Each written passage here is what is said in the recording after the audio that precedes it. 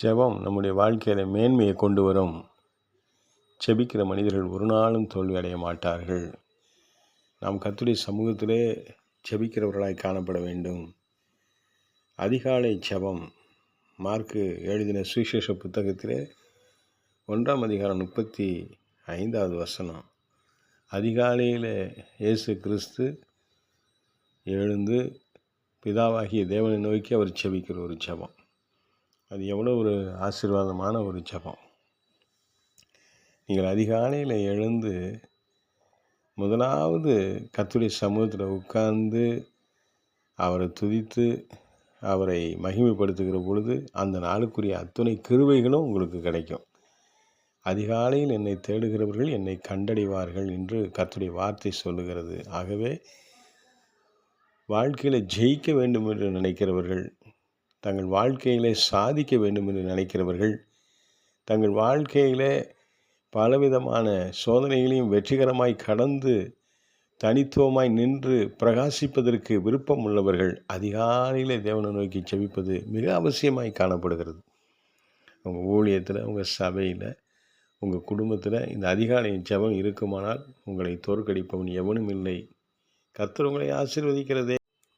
இயேசு கிறிஸ்து தனித்து ஜெபிக்கிற ஒரு ஜெப அனுபவத்தை வைத்திருந்தார். ஜனங்களை விட்டு, சீசர்களை விட்டு தனியே போய் தேவ சமூகத்திலே தனித்திருந்து நேரத்தை ஒதுக்கி ஜெபிக்கிற ஒரு ஜெபம்.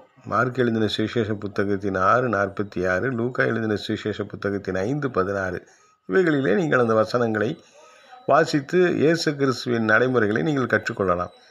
ஜெபம் தனித்து இருக்க வேண்டும். தேவ சன்னிதானத்திலே நாம் தனித்து மனதை ஒருநிலைப்படுத்தி கர்த்தரோடு நம்முடைய மனதை இணைத்து தனிமையில் அமர்ந்து நாம் தேவ சமூகத்திலே நம்முடைய காரியங்களை சொல்லுகிற பொழுது அந்த காரியங்களெல்லாம் வாய்க்க செய்கிற தேவன். நம்முடைய விண்ணப்பங்களை எல்லாம் அவர் கேட்கிறவர். நம் கூட்டங்களிலே சபைகளிலே ஜெபிப்பதை காட்டிலும் தனித்து தேவ சமூகத்திலே உட்கார்ந்திருந்து ஜெபிப்பது மிகுந்த ஆசீர்வாதத்தை கொண்டு வரும். கர்த்தருக்கு ஸ்தோத்திரம். அடுத்து விசுவாச ஜெபம். மார்க் எழுதின சுவிசேஷ புத்தகத்தின் 11:24. நீங்கள் ஜெபம் பண்ணும் பொழுது எவைகளை கேட்டுக்கொள்வீர்களோ அவைகளை பெற்றுக்கொள்வோம் என்று விசுவாசிங்கள், அப்பொழுது அவைகள் உங்களுக்கு உண்டாகும் என்று சொல்லுகிறேன். விசுவாசத்தோடு தேவ சமூகத்திலே கேட்கிற விண்ணப்பங்களை கேட்டு அவைகளை ஆசீர்வதித்து கொடுக்கிற தேவன். ஜெபம் என்பது தேவ நம்பிக்கையோடு, தேவன் மேல் வைக்கிற நம்பிக்கையில் உறுதியோடு கூட அவருடைய சமூகத்தில் வைக்கிற விண்ணப்பங்கள் எல்லாவற்றையும் கர்த்தர் கேட்டு அவைகளை ஆசீர்வதித்து தருகிற தேவன். ஆகவே விசுவாசத்தோடு ஜெபித்து தேவ சமூகத்திலே நாம் ஆசீர்வாதத்தை பெற்று. விசுவாசமுள்ள ஜெபம் பிணியாளியை ரட்சிக்கும். கர்த்தர் மேலே நம்பிக்கையோடு கூட நாம் செய்கிற ஒவ்வொரு பிரார்த்தனையும் அது மிகவும் வேல்யூபிளானது, மிக வலிமை உள்ளது, வல்லமை உள்ளது. நாம் கர்த்தர் நமக்கு எல்லாவற்றையும் செய்வார் என்று அவர் மேல் நம்பிக்கை வைத்து நாம் அறிக்கை செய்து ஜெபிக்க வேண்டும். கர்த்தருடைய வாழ்க்கையிலே அற்புதம் செய்ய வல்லவர் என்று நாம் முதலாவது நம்ப வேண்டும், அதை அறிக்கை செய்ய வேண்டும். விசுவாசத்தோடு ஜெபிக்கிற பொழுது கர்த்தர் நம்முடைய ஜெபத்தை கேட்கிறவராக இருக்கிறார். கர்த்தருக்கு ஸ்தோத்திரம். அடுத்து சோதனைக்கு உட்படாதபடிக்கு விழித்திருந்து ஜெபிக்கிற ஒரு அனுபவம். மார்க் எழுதின சுவிசேஷ புத்தகத்தின் 14 அதிகாரத்தின் 38 வசனத்தில் சொல்லப்பட்டிருக்கிறபடி சத்ரு எந்த விதத்திலும் நம்மை சோதனைக்கு உட்படுத்தி விடாதபடிக்கு, பிரச்சனைகளை கொண்டு வராதபடிக்கு, சோதனை வருவதற்கு முன்பதே தேவ சன்னிதானத்தில் உட்கார்ந்து கர்த்தருடைய சமூகத்தில் ஜெபிக்கிற ஒரு அனுபவம் நமக்கு தேவை. சோதனைக்கு உட்படாதபடிக்கு விழித்திருந்து அட்லீஸ்ட் ஒரு நாளைக்கு 1 மணி நேரமாவது நான் தேவ சமூகத்தில் காத்திருந்து ஜெபிப்பது நம்முடைய வாழ்க்கையின் ஜெயத்துக்கு நமக்கு மிகவும் பயனுள்ளதாக காணப்படும். நாம் அநேக காரியங்களை ஜெயித்து மேலே வருவதற்கு, முன்னேறி வருவதற்கு அந்த ஜெபம் மிக அவசியமானது. ஆமேன். ஜெபிக்கிற பொழுது ஒருவர் குற்றங்களை ஒருவர் மன்னிக்கிற ஒரு அனுபவம் நம்முடைய வாழ்க்கையில் தேவை. மார்க் எழுதின சுவிசேஷ புத்தகத்தின் 11 அதிகாரத்தின் 25வது வசனத்தில் இப்படி சொல்லப்பட்டிருக்கிறது. நீங்கள் ஜெபிக்கின்ற பொழுது மற்றவர்கள் மேலே ஏதாவது உங்களுக்கு குறை மனதில் இருந்தால் அதை முழுவதுமாய் மன்னித்து அதற்கு பின்பு நாம் ஜெபத்தை தேவனுடைய சமூகத்தில் வைக்க வேண்டும். மற்றவருடைய குறைகளையே நினைத்து கொண்டு இருக்கக்கூடாது. எல்லா மக்களுடைய நமக்கு விரோதமாக செய்கிற செய்கைகள், கிரியைகள் எல்லாவற்றையும் நாம் மன்னித்து நாம் ஜெபிக்கிறவர்களாக இருக்க வேண்டும். கர்த்தருக்கு ஸ்தோத்திரம். அடுத்து கருத்தாய் ஜெபிக்கிற ஒரு ஜெபம். யாக்கோபு எழுதின சுவிசேஷ புத்தகத்தின் 5 அதிகாரத்தின் 18 வசனத்தில் கருத்தாய் ஜெபிக்கிற ஒரு ஜெபம். கருத்தாக நம்ம ஜெபிக்கணும். எலியா நம்மை போல பாடுள்ள மனுஷராக இருந்தாலும் அந்த தேவ மனுஷன் கருத்தாய் ஜெபம் பண்ணினார். மழை பெய்யக்கூடாதுன்னா மழை பெய்யாது, மழை பெய்யணுன்னா பெய்யும். இந்த எலியா தேவ சமூகத்தில் கருத்தாய் ஜெபிக்கிற ஒரு தேவ மனுஷன். நாம் இன்றைக்கு வீண் வார்த்தைகளை சொல்லியோ அல்லது புலம்பலோ முணுமுணுக்கிற காரியங்களையோ தேவ சமூகத்தில் சொல்லாமல் நமக்கு என்ன தேவை என்பதை அவர் முன்னே அறிந்திருக்கிறார். ஜெபிக்கிறதுக்கு முன்னாடியே நினைப்பதற்கு வேண்டுவதற்கும் அதிகமாக செய்கிற தேவன், அவரிடத்தில் நம்ம ஜெபிக்கிறோம். அதனால் கருத்தாக நாம் அந்த வார்த்தைகளை நிதானித்து அழகாக அவருடைய சமூகத்தில் சொல்லி கருத்தோடும் விண்ணப்பம் பண்ணணும், ஆவியோடும் விண்ணப்பம் பண்ணணும். கர்த்தர் நம்மை ஆசீர்வதிக்கிற தேவன். அடுத்து யாக்கோபு 5:16 குற்றங்களை அறிக்கை செய்தணும். அப்படி நம்ம ஜெபிக்கிற ஜெபம் கண்டிப்பாக கேட்கப்படும். எந்த குற்றமும் நம்மிடத்தில் இருக்கக்கூடாது. மற்றவருடைய குற்றங்களையும் நம்ம மன்னிக்கணும். நமக்கு இருக்கிற குற்றங்கள், பாவங்கள் இதெல்லாம் அறிக்கை செய்து விட்டுவிட வேண்டும். விட்டு தேவ சமூகத்தில் ஜெபிக்கிற பொழுது நம்முடைய ஜெபம் கேட்கப்படும். நம்ம ஆசீர்வாதமாக இருப்போம். யூதா 1:20-21 நம்ம வாசிக்கும் பொழுது பரிசுத்த ஆவியில் நிறைஞ்சு ஜெபிக்கிற ஒரு அனுபவம்.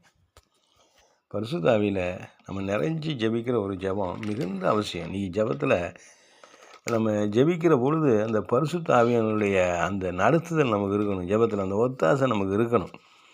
பரிசுத்த ஆவியானவர் ஒரு காற்றை போல இருக்கிறார். காற்றை போல ஆவியானவர் நம்ம மத்தியில் வாசம் செய்கிறார். காற்று வீசும் பொழுது நம்ம தொடுது. காற்று என்ன செய்யுது? வீசும் பொழுது நம்ம தொடுது. நம்ம உணர்கிறோம். காற்று வீசுகிறது பொழுது, போகிற பொழுது, வரும் பொழுதெல்லாம் நமக்கு உணர்வு அதில் வருகிறது. அதை நம்ம உணர்வது போல் அந்த ஜெபத்தின் நேரத்தில் அந்த ஆவியானுடைய அந்த தொடுதல் நமக்கு நிச்சயமாக தேவை. ஆவியானுடைய தொடுதல் இல்லாமல் நம்ம ஜெபிக்கிற ஜெபம் ஒன்றும் இல்லை. அதில் ஒன்றும் விஷயம் இல்லை. நாம் நல்ல முறையில் ஜெபிக்க வேண்டும். பரிசுத்த ஆவியானுடைய ஒத்தாசை நமக்கு தேவை, அவசியம் தேவை. பரிசுத்த ஆவியானவருக்குள்ளாக நாம் ஜெபிப்பது மிகுந்த ஆசீர்வாதத்தை நம்ம கொண்டு வரும். ஆகவே நாம் பரிசுத்த ஆவியின் அபிஷேகத்தை நாம் பெற்றுக்கொள்வதற்கு நாம் நிச்சயமாகவே முயற்சி செய்ய வேண்டும். தேவ சமூகத்தில் நிறைய நேரம் ஜெபிக்கின்ற பொழுது ஆவியானவர் நம்ம மேலே இறங்குவார். இந்த காற்று நம்மை தொடுகிறது. காற்று நம்ம மேலே தொட்டு அது நமக்கு ஒரு கிருபையை கொடுக்கிறது. கர்த்தருக்கு ஸ்தோத்திரம். காற்றுக்குள் தண்ணீர் இருக்கிறது. தண்ணீருக்குள்ளும் காற்று இருக்குது. காற்று வீசும் பொழுதும் தண்ணீர் ஊற்றப்படும் பொழுதும் சத்தம் வருகிறது. அதே பரிசுத்த ஆவியானவர்னு ஒன்று இல்லை அப்படின்னு சொல்லக்கூடிய மக்களுக்காகவே ஒரு தனியாக ஒரு தேவனுடைய வார்த்தைகளை நான் வெளியிட்டிருக்கிறேன். பரிசுத்த ஆவியானவர்னா என்ன என்பதை ஆராய்ச்சி செய்வதற்கு பல வருஷங்களாக தேவ சமூகத்தில் உட்காந்து நாங்கள் ஆராய்ந்து ஒரு கிளிப்ஸ் வெளியிட்டிருக்கிறோம். அதையும் நான் உங்களுக்கு அடுத்த கிளிப்பில் நீங்கள் அதை பார்க்கலாம். கர்த்தருக்கு ஸ்தோத்திரமாகவே பரிசுத்த ஆவிக்குள்ளே நீங்கள் நிறைந்து ஜெபிக்கணும். தொடர்ந்து வேறு, நிறைஞ்சு ஜெபிக்கிறது வேறு, தொட்டு போகிறது வேறு, மேலே ஊற்றப்படுறது வேறு. முழுக்க நம்ம அதுக்குள்ளார நிறைகிறது என்பது மேலான ஒரு அனுபவம். ஆமாம். நீங்களும் பிரியமானவர்களே, உங்கள் மகா பரிசுத்தமான விசுவாசத்தின் மேல் உங்களை உறுதிப்படுத்தி கொண்டு எப்படியா இருக்கணுமா? மகா பரிசுத்தமான விசுவாசத்தின் மேலே உங்களை உறுதிப்படுத்தி கொண்டு பரிசுத்த ஆவிக்குள் ஜெபம் பண்ணி தேவனுடைய அன்பிலே உங்களை காத்து கொண்டு நித்திய ஜீவனுக்கு ஏதுவாக நம்முடைய கர்த்தராகிய இயேசு கிறிஸ்துடைய இரக்கத்தை பெற காத்திருங்கள். உங்களுக்கு பெரிய ஆசீர்வாதம் இருக்குது. பரிசுத்தாவின் நிறைவை நீங்கள் பெற்றுக்கொள்ளணும்.